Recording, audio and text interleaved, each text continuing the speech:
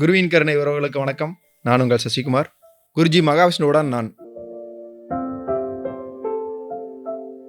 குருஜியோட Chennai class முடிச்சுட்டு நான் வந்து திருப்பூர் ட்ராவல் பண்ணணும். ஃபுல்லாக லக்கேஜ் எல்லாம் ஏற்றிட்டு நான் வர்றேன்.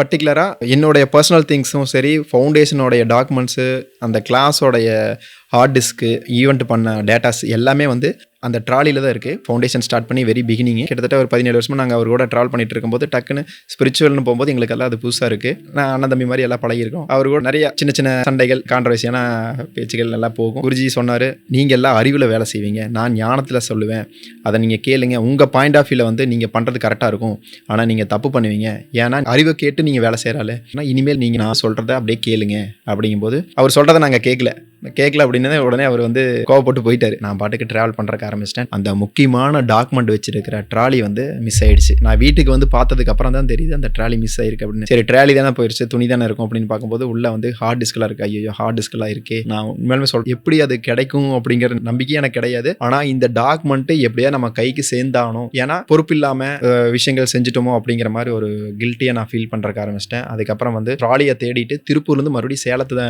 நோக்கி ட்ராவல் பண்ணுறக்கு ஆரம்பித்தேன். கிட்டத்தட்ட ஒரு 110 கிலோமீட்டர் நான் வந்து மறுபடியும் ட்ராவல் பண்ணேன். வண்டியை ஓட்ட முடியல. இது வந்து குருஜிக்கு தெரியாமையே நான் வந்து இதை எடுத்துறணும் அப்படின்னு நான் பிளான் பண்ணேன். போலீஸ் ஸ்டேஷன்ல இன்ஃபார்ம் பண்ணேன். கடைசியில் கிடைக்கவே இல்லை. அடுத்த நாள் காலையில் ஒரு 7 மணி ஆயிடுச்சு. என்ன பண்றேன்னு எனக்கும் தெரியல. சரி, குருஜிட்ட சரண்டர் ஆயிடலாம் அப்படிங்கும்போது குருஜிட்டு வந்து எனக்கு கால் வருது. எங்க போயிட்டு இருக்கீங்க அப்படிங்கும்போது, இல்லை குருஜி, இந்த மாதிரி ட்ராலி மிஸ் ஆயிடுச்சு, இதுக்கு தான் சொன்னேன், நீங்கள் வந்து அறிவில் வேலை செய்கிறீங்க, நான் ஞானத்தில் சொல்கிறேன், நான் சொல்கிற விஷயத்த நீங்கள் ஜஸ்ட் ஃபாலோ மட்டும் பண்ணுங்க அப்படின்னு அவர் சொன்னார். கிடச்சிருச்சு ட்ராலி அங்கே இருக்குது, நீங்கள் போய் அங்கே கலெக்ட் பண்ணிக்கிங்க அப்படின்னு சொன்னதையுமே நான் யாருக்கிட்ட மறைக்கணும்னு நினச்சினோ அவர்கிட்ட இருந்தே ஃபோன் கால் வருது எனக்கு.